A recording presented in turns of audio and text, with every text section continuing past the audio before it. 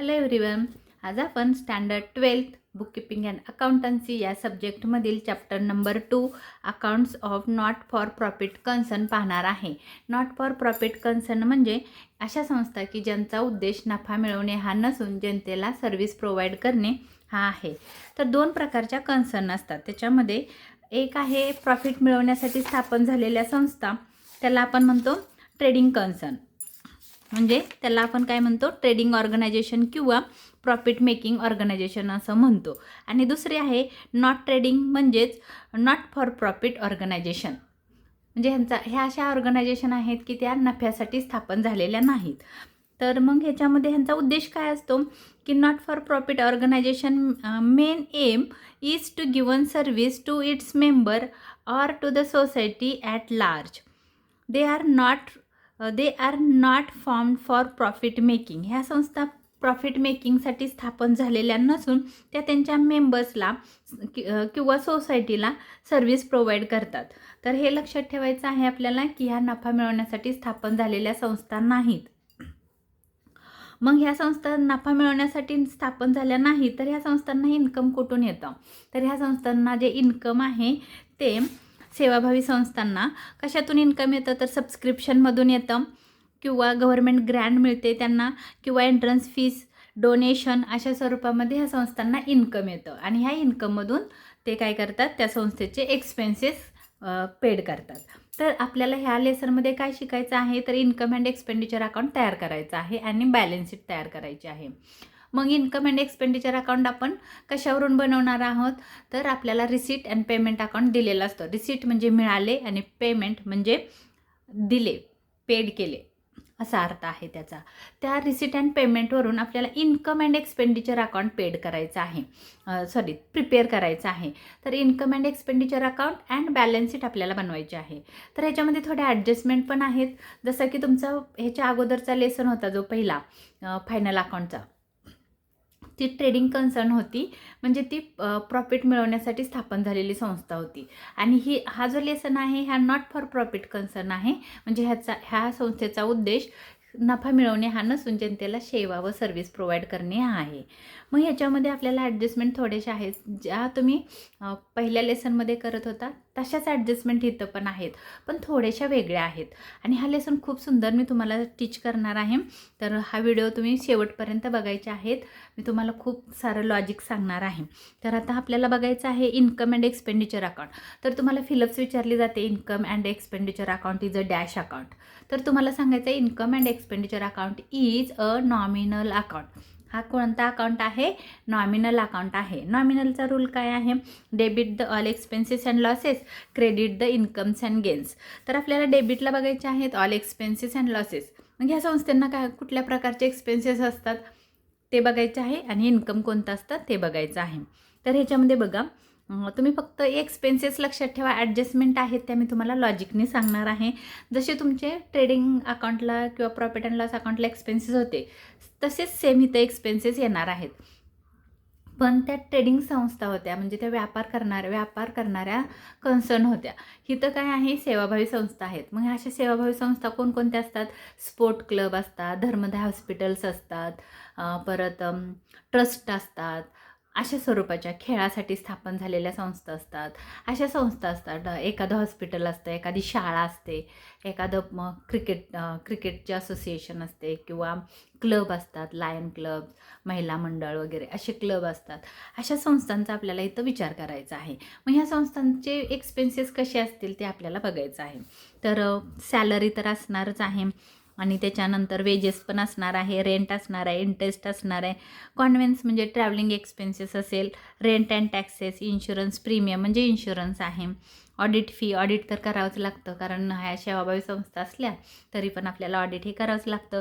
Office expenses, telephone, mobile expenses, medicines. जर समजा तुमचं हॉस्पिटल असेल तर मेडिसिनचा खर्च असणार आहे. स्पोर्ट मटेरियल असेल, समजा तुमचं स्पोर्ट क्लबचा कन्सर्न असेल तर स्पोर्ट मटेरियल हे तुमचं एक्सपेन्सेस असणार आहे. आता ह्याच्यामध्ये ना तुम्हाला स्पोर्ट संबंधी किंवा स्पोर्ट जर आलं तर स्पोर्टबद्दल तुम्हाला लिहिताना काय करायचं आहे बघा. ह्या एक्सपेंडिचर साईटला पहिलं येतं to opening balance of sport material. Opening balance of sport material. त्याच्यामध्ये आपल्याला ॲड करायचं आहे add purchase of sport material. Purchase of sport material add करून खाली येईल आणि त्याच्यातून आपल्याला लेस करायचं आहे क्लोजिंग स्टॉक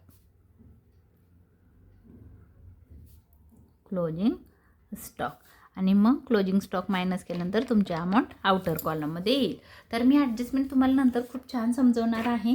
कोणतीही ॲडजस्टमेंट तुम्हाला लर्न करायला लावणार नाही, तर मी समजून सांगणार आहे तुम्हाला. तर हे एक्सपेन्सेस जसे की तुमच्या प्रॉफिट अँड लॉस अकाउंटला होते, ट्रेडिंगला होते, सेम तसेच एक्सपेन्सेस आहेत. फक्त ते व्यापाराशी रिलेटेड होते. हे सेवा देण्यासाठी स्थापन झालेल्या संस्थांचे एक्सपेन्सेस आहेत. तर electricity charges, repairs, maintenance, newspapers and periodicals. आता न्यूजपेपर अँड पिरियॉडिकल्स म्हणजे ह्या जे सेवाभावी संस्था असतात.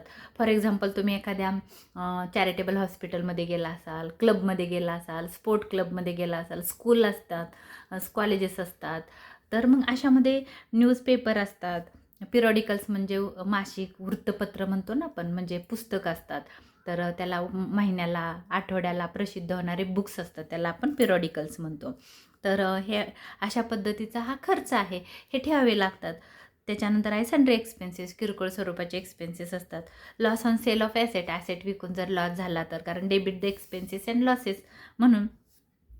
डेप्रिशिएशन ऑन फिक्स ॲसेट असेल आणि सरप्लस इथं आपण नेट प्रॉफिट म्हणत नाही, कारण आपला उद्देशच नाही प्रॉफिट मिळवणं.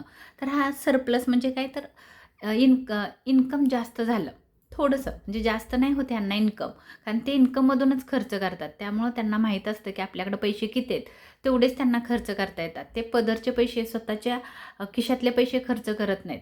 तर संस्थेला जेवढं डोनेशन मिळतं किंवा सबस्क्रिप्शन म्हणजे वर्गणी मिळते किंवा गव्हर्नमेंटकडून ग्रँड मिळते, अशा स्वरूपात जे मिळालेलं असतं त्याच्यातूनच हे खर्च करत असतात. त्यामुळे ह्यांना जास्त प्रॉफिट वगैरे होत नाही. तर मग ह्याला प्रॉफिटला इथं काय म्हटलेलं आहे, सरप्लस म्हणजे काय, तर जास्त झालं, इन्कम जास्त झालं, त्याला म्हटलेलं आहे excess of income over expenditure. खर्चापेक्षा इन्कम जास्त, त्याला म्हणायचं सरप्लस म्हणजेच नेट प्रॉफिट आहे. पण नेट प्रॉफिट म्हणायचं नाही, कारण ही संस्था नॉट फॉर प्रॉफिट कन्सर्न आहे, म्हणजे प्रॉफिटसाठी स्थापन झालेली नाही, म्हणून इथं नेट प्रॉफिट म्हणायचं नाही. इकडं म्हणायचं सरप्लस, आणि लॉस आला तर त्याला म्हणायचं डेपिसिट. मग इन्कम कोणत्या स्वरूपाचं असतं, तर सबस्क्रिप्शन. ॲडजस्टमेंट खाली दिलेले आहेत, ह्या तुम्ही आत्ता करू नका, मी त्याचा मिनिंग तुम्हाला खूप सुंदर समजून सांगणार आहे. फक्त आत्ता तुम्ही बघा, सबस्क्रिप्शन रिसिवड, काय कुठल्या रिसिवड हा शब्द असतो. पोस्टिंग करणं पण खूप सोपं असतं, त्याच्यात काय अवघड नाही. हा लेसन खूप सोपं आहे. ज्याला पहिला लेसन येतो त्याला हा दुसरा लेसन ऑटोमॅटिक येतो. फक्त ॲडजस्टमेंट सबस्क्रिप्शनच्या आल्या पाहिजेत, मग हा लेसन खूप सोपं आहे.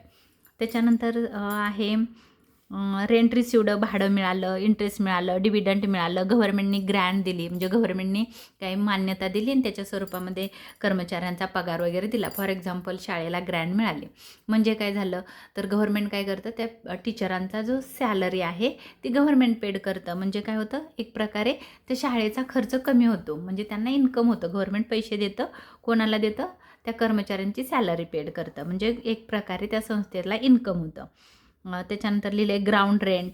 समजा तुम्ही स्पोर्ट क्लब असाल, तुमच्याकडं ग्राउंड आहे, तुम्ही जर ते दुसऱ्याला रेंटने दिलं तर तुम्हाला ते रेंट मिळणार आहे. सन्ड्री रिसीट, किरकोळ स्वरूपाचं काय मिळालं असेल तर. एंट्रन्स फीज, शाळा असेल वगैरे तर प्रवेश शुल्क तुम्ही घेता.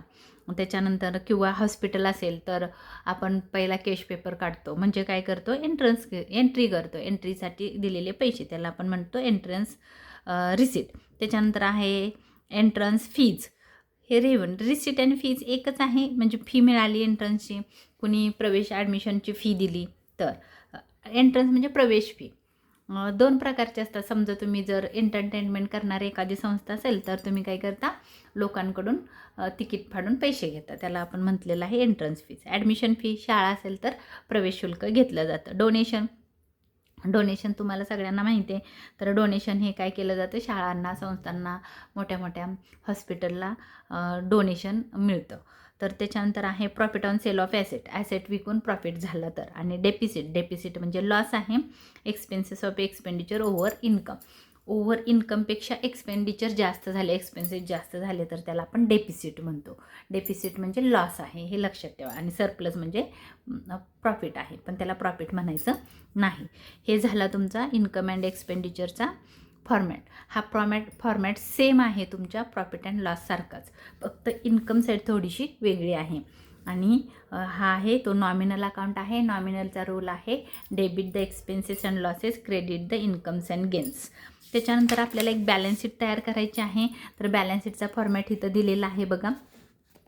लायबिलिटी साईड, आता हे ॲडजस्टमेंट आहेत. आता ही बॅलन्स शीट पण सेम तुमच्या फायनल अकाउंटमध्ये जी बॅलन्स शीट शिकवली होती मी तुम्हाला तशीच आहे. ह्या साईडला लायबिलिटी म्हणजे तुम्ही ज्यांच्याकडून घेतलेलं आहे त्यांना आपल्याला परत करायचं आहे, हे देणं आहे. आणि ॲसेट म्हणजे आपली संपत्ती आहे, प्रॉपर्टी आहे, मालमत्ता आहे, किंवा आपल्याला मिळणार असेल तर ॲसेटला येतं आणि आपण देणार असेल तर लायबिलिटीला येतं. कॅपिटल फंड, कॅपिटलला आपण कुणीतरी आपल्याला किंवा संस्थेनं काय केलं आहे, कॅपिटल निर्माण केलेलं आहे. ज्यांच्याकडून पैसे घेतलेत बिझनेस चालू करण्यासाठी, बिझनेस नाही म्हणता येणार, संस्था चालू करण्यासाठी, त्यांना आपल्याला पैसे त्यांचे परत करायचे आहेत. डोनेशन, हे एंट्रन्स फीज वगैरे हे तुम्ही आत्ता लक्षात नका ठेवू, ॲडजस्टमेंटच्या वेळेस मी सांगणार आहे. बिल्डिंग फंड, बिल्डिंगसाठी तुम्ही फंड जमा केला असेल. Any types of fund show on the liability side of balance sheet. Balance शीटच्या लायबिलिटी साईडला सगळे फंड अँड रिझर्व आपल्याला शो करायचे असतात. म्हणजे बिल्डिंगसाठी तुम्ही पैसे साठवून ठेवले असतील किंवा बिल्डिंग फंडासाठीच तुम्ही पैसे जमा केले असतील तर ते बिल्डिंग फंड बिल्डिंग बांधण्यासाठीच यूज केले जातात. त्याच्यानंतर लिहिलेलं आहे endowment fund, tournament fund, special fund, charity fund. हे सगळे जे फंड आहेत, जे हे फंड आपण कशासाठी क्रिएट करतो, समजा चॅरिटीसाठीच वापरायचा. स्पेशल फंड आहे, कुठल्या तरी कारणासाठी तुम्ही जो फंड क्रिएट केला आहे, म्हणजे एखादा खर्च पुढं फ्युचरमध्ये आपल्याला करायचा आहे. For example building fund. आता ते बिल्डिंग फंडात तुम्ही जेवढे पैसे लोकांकडून जमा केलेले आहेत ते पैशाचा उपयोग फक्त बिल्डिंग बांधण्यासाठीच करायचा, दुसऱ्या कारणासाठी खर्च करायचा नाही. मग तो म्हणून इथं बिल्डिंग फंड असं म्हटलेलं आहे. त्याच्यानंतर सन्ड्री क्रेडिटर्स, की ज्यांच्याकडून तुम्ही उधारीवर काय खरेदी केलं असेल तर ते आपलं देणं आहे. बँक ओव्हरड्राफ्ट, तुम्ही काय केलेलं आहे, FDवर लोन टेकन केलेलं असेल तर ते देणं, फेडायचं आहे लोन. अदर लायबिलिटी आपल्याला फेडायची असते. अदर लोन म्हणजे दुसऱ्या कुठून तरी घेतलेलं कर्ज आहे, ते आपल्याला फेडावं लागतं. आउटस्टँडिंग एक्सपेन्सेस म्हणजे कोणाचं तरी द्यायचं राहिलं असेल तर देणं आहे. प्री रिसिवड इन्कम म्हणजे आपल्याला कोणीतरी अगोदरच दिलं आहे ॲडव्हान्स. मी तुम्हाला मागच्या लेसनमध्ये पण सांगितलेलं होतं. म्हणजे कोणतरी काय करतं, आपल्याला डिपॉझिट देतं. आणि जेव्हा फॉर एक्झाम्पल तुम्ही काय केलेलं आहे, तुमच्याकडून एखादं शॉप किंवा एखादं ऑफिस तुम्ही एखाद्या संस्थेला रेंटनी दिलं आहे, मग ती संस्था काय करते, तुम्हाला डिपॉझिट देते. आणि जेव्हा ती रेंट सोडून जाते तुमचं रेंटल ऑफिस, तेव्हा ती काय करते, तुम्हाला काय करावं लागतं, त्यांनी दिलेले जे डिपॉझिटचे पैसे आहेत ते त्यांना परत द्यावे लागतात. त्याला म्हटलेलं आहे प्री रिसिवड इन्कम. त्याच्यानंतर लिहिलं आहे सबस्क्रिप्शन रिसिवड इन ॲडव्हान्स, म्हणजेच प्री रिसिवड इन्कम म्हणजे सबस्क्रिप्शन रिसिवड इन ॲडव्हान्स आहे, किंवा रिसिवड इन ॲडव्हान्स लक्षात ठेवा. त्याच्यानंतर आहे लाईफ मेंबरशिप फीज, जे मेंबर असतात संस्थेचे त्यांच्याकडून घेतलेली फीज, हे लाईफ आहे. तर मग जेव्हा तो मेंबरशिप सोडून जातो तेव्हा त्याचे पैसे आपल्याला परत करावे लागतात. Cash in hand, cash at bank हे माहिती आहे तुम्हाला. फिक्स्ड डिपॉझिट पण माहिती आहे तुम्हाला. फिक्स्ड डिपॉझिट म्हणजे आपण FD करून ठेवलेली आहे, FD. इन्व्हेस्टमेंट गुंतवणूक आहे. Sundry debtors, land and building, furniture and fixtures, plant and machinery, equipment म्हणजे आपण त्याला म्हणतो यंत्रसामुग्री वगैरे असं. प्लेग्राऊंड, जर समजा तुमचं स्पोर्ट क्लब असेल आणि तुमच्याकडं ग्राउंड आहे तर तुम्ही ते ग्राउंड भाड्याने देऊन तुम्हाला इन्कम जनरेट होणार आहे. Motor vehicles, library books, library असेल तर तुम्हाला बुक्स तुम्ही ग्राहकांना रीड करायला देणार आहात आणि त्यांच्याकडून मंथली फीज घेणार आहात. म्हणजे तुम्हाला हे लायब्ररी बुक असल्याशिवाय तुमची लायब्ररीचे इन्कम होणार नाही, म्हणून लायब्ररी बुक ही तुमची ॲसेट आहे. स्टॉक ऑफ स्पोर्ट मटेरियल, हा closing stock of sport material आहे, हे लक्षात ठेवा. स्टॉक ऑफ स्टेशनरी म्हणजे closing stock of stationery, closing stock of drugs, हे जे स्टॉक दिलेले आहे ते क्लोजिंग स्टॉक आहेत आणि त्यांचा फॉर्मॅट असाच आहे. हे 3 ॲडजस्टमेंट नीट लक्षात ठेवा. Stock of sport material, stock of stationery आणि स्टॉक ऑफ ड्रग्ज. कधी कधी सांगतात की त्याच्यावर 3 येतं, म्हणजे काय येतं तर ओपनिंग बॅलन्स देतात, परचेजेस देतात आणि क्लोजिंग स्टॉक देतात. तर ही मेथड फक्त स्पोर्ट मटेरियलसाठी यूज नाही तर स्टेशनरी आणि ड्रग्ससाठी पण आहे. म्हणजे तुम्ही असं म्हणू शकता to opening balance of drugs म्हणजे औषधं, ॲड परचेजेस ऑफ ड्रग्ज आणि less closing stock of drugs असं पण येऊ शकतं. आणि ह्या क्लोजिंग स्टॉकचा सेकंड इफेक्ट बॅलन्स शीटला होतो. हे तुमच्या एक्सपेंडिचर साईडला आहे.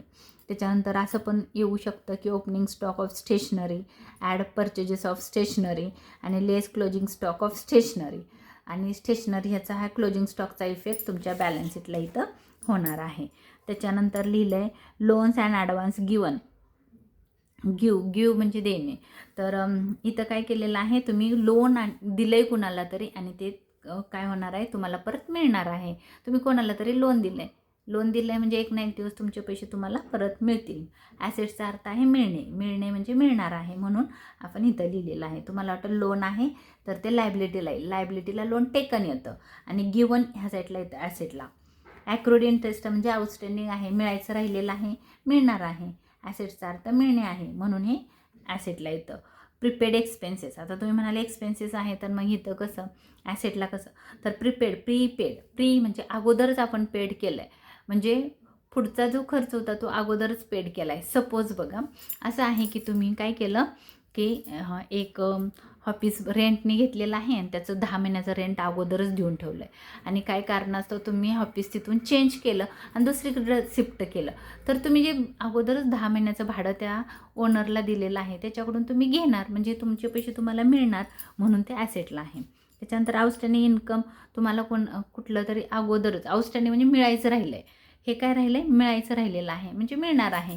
फॉर एक्झाम्पल इंटरेस्ट मिळणार असेल, रेंट मिळणार असेल, सॅलरी मिळणार असेल, काहीतरी मिळणार आहे म्हणून ते इथं ॲसेटला आलेलं आहे. ही झाली आपली बॅलन्स शीट आणि हे होता त्याच्या अगोदरचा इन्कम अँड एक्सपेंडिचर अकाउंट. आता आपल्याला थोडेसे ॲडजस्टमेंट बघायचे आहेत. त्या ॲडजस्टमेंट आपण जेव्हा क्वेश्चन सॉल्व करू तेव्हाच प्रत्यक्ष बघू, कारण हे ॲडजस्टमेंट खूप सोपे आहेत. फक्त तुम्हाला सबस्क्रिप्शनच्या ॲडजस्टमेंट आल्या की मग बाकी हा सगळा लेसन तुम्हाला येणार आहे. तर नेक्स्ट व्हिडिओमध्ये आपण क्वेश्चन नंबर 5 करणार आहोत. तर हा माझा व्हिडिओ तुम्हाला आवडला असेल तर लाईक करा, शेअर करा, सबस्क्राईब करायला विसरू नका, कमेंट करायला पण विसरू नका. धन्यवाद.